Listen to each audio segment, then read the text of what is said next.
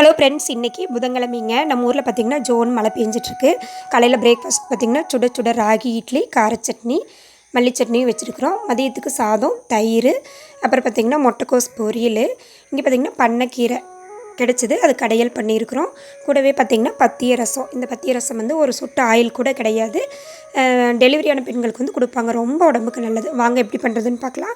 சின்ன நெல்லிக்காய் சைஸ் அளவுக்கு புளி எடுத்து இது போல் ஸ்டிக்கில் குத்தி தணலில் நல்லா வாட்டி எடுத்து ஒரு பவுலுக்கு மாற்றி தேவையான அளவு தண்ணி ஊற்றி ஆற வச்சுருங்க.